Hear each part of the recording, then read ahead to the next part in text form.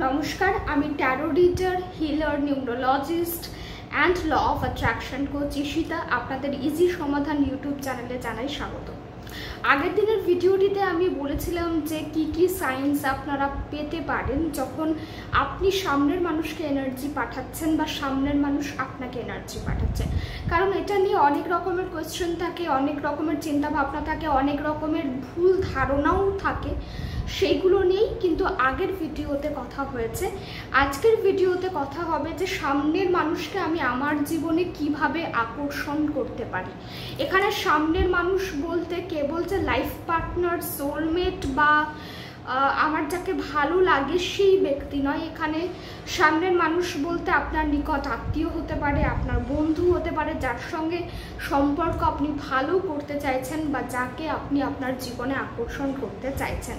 এখানে সব রকম নিয়েই কথা বলবো, অনেক অ্যাসপেক্ট নিয়েই কথা হবে। ভিডিওটা একটু মন দিয়ে শুনবেন, একটু ধৈর্য ধরে শুনবেন, তাহলে অনেক প্রশ্নের উত্তর কিন্তু এই ভিডিওর মাধ্যমেই আপনারা পেয়ে যাবেন।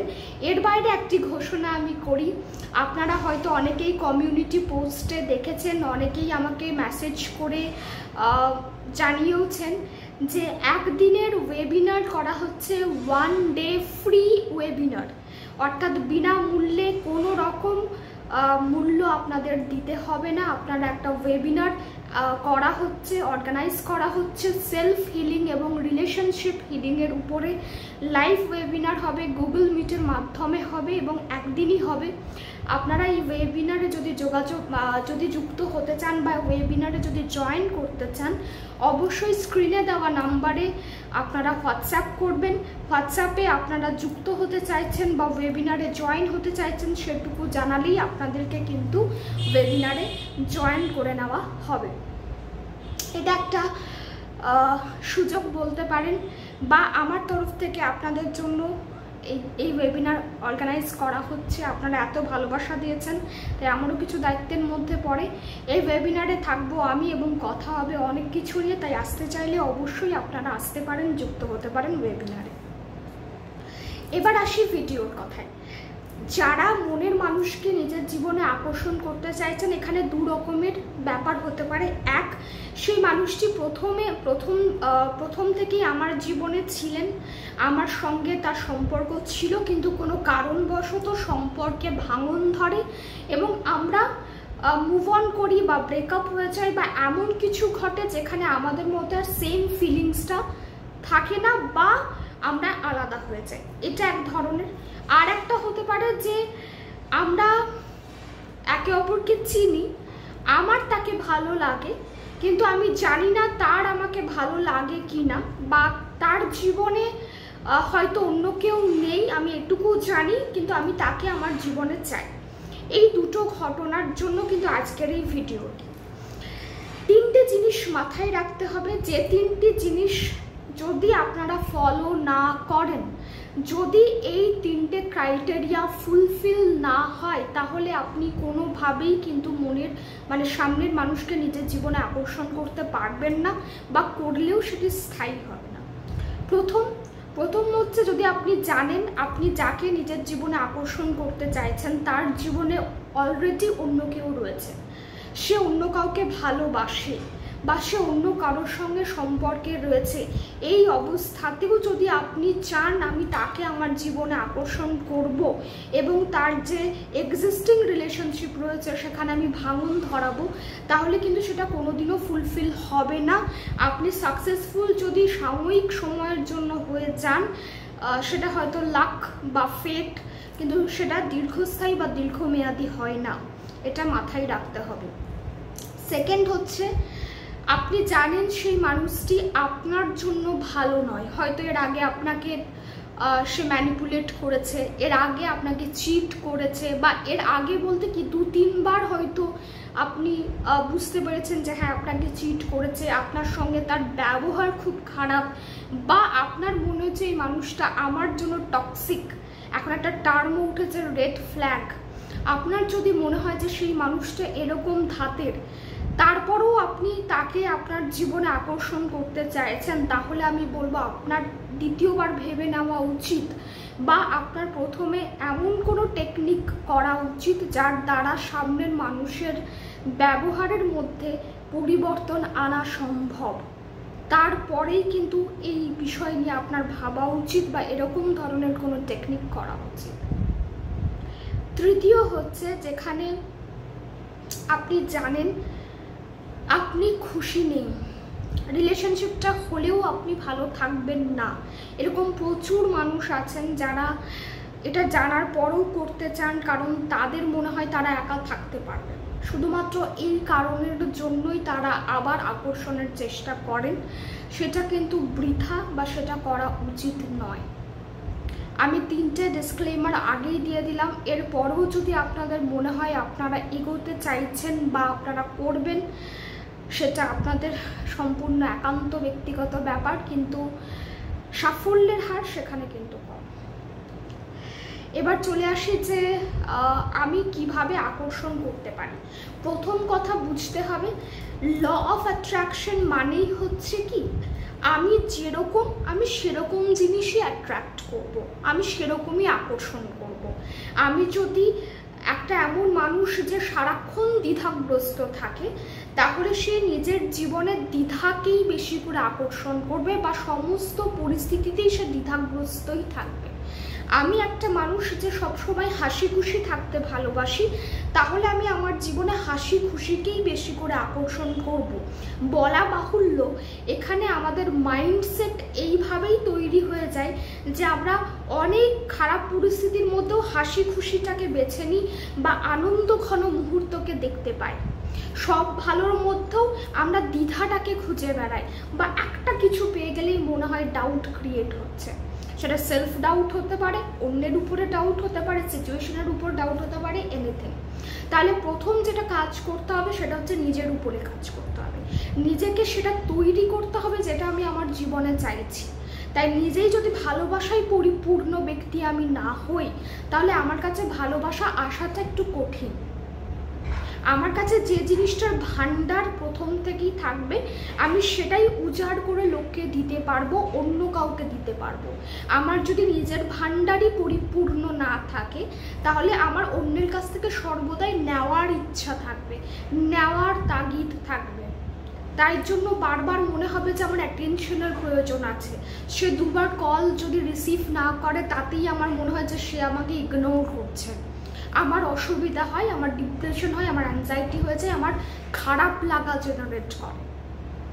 আমি যদি নিজেকে ভালোবাসার পরিপূর্ণ করি, আমি যদি নিজে একটা হিল্ড পার্সোনালিটি হই যে আমার ভালোবাসার জন্য অন্য কাউকে দরকার নেই, আমার খুশি অন্য কারোর উপর ডিপেন্ডেন্ট নয়, আমি ভালোবাসা দিতে চাই বলে আমি ভালোবাসি, এই থটটা কিন্তু থাকা খুব দরকার।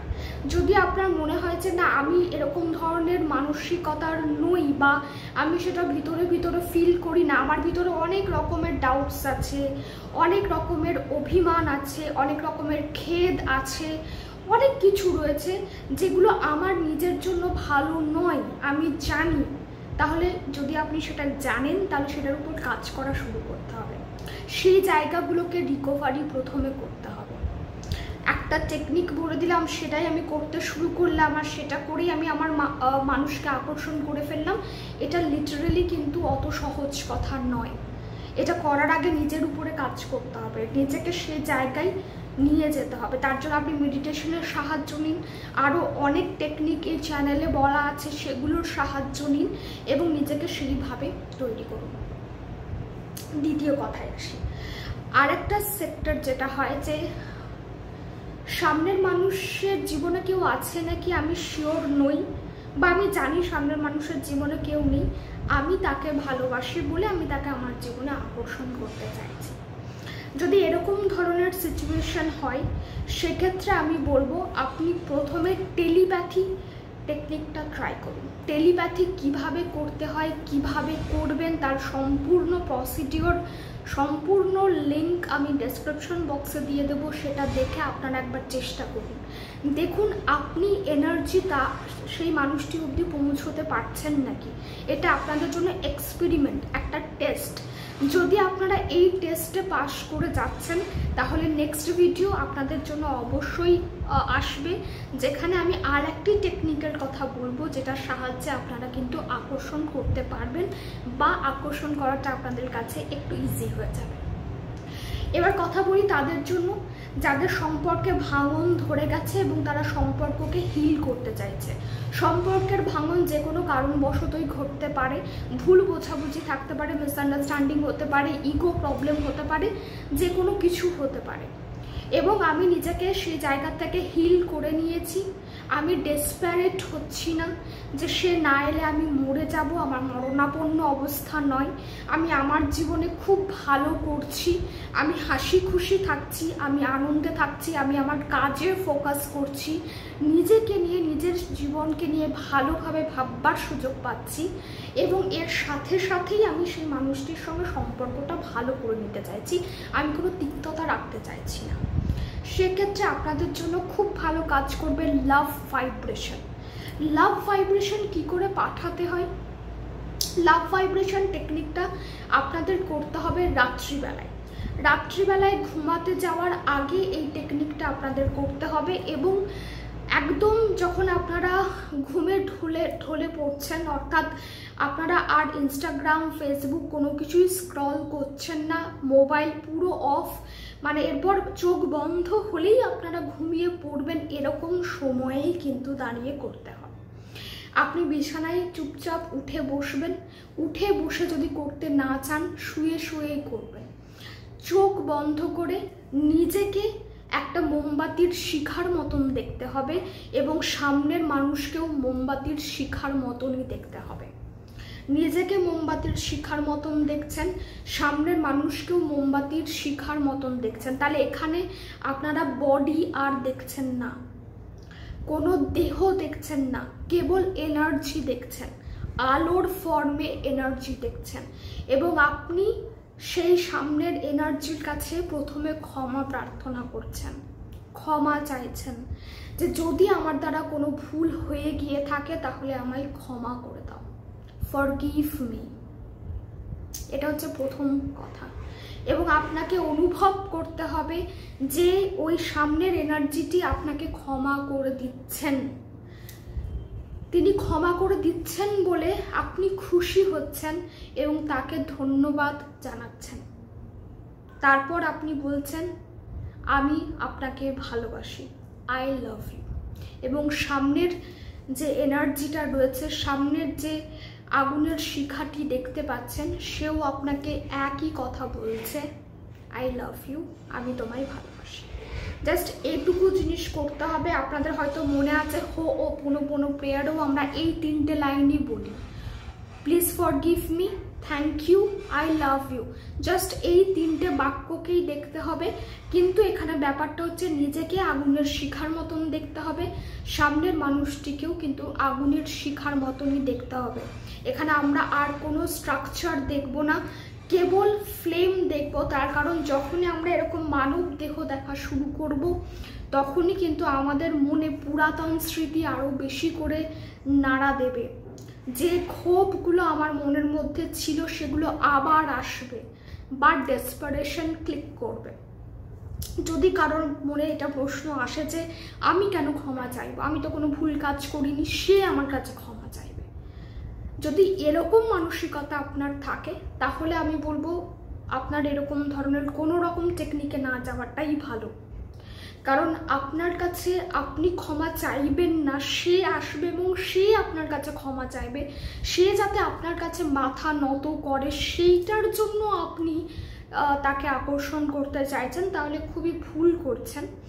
এইভাবে কিন্তু ম্যানিফেস্টেশন কাজ করে না। ম্যানিফেস্টেশন সবসময় কাজ করে একটা পজিটিভ ইন্টেনশনের জন্য, ভালো উদ্দেশ্যের জন্য, এবং যারা ভীষণ পজিটিভ থেকে সমস্তটা করতে চান।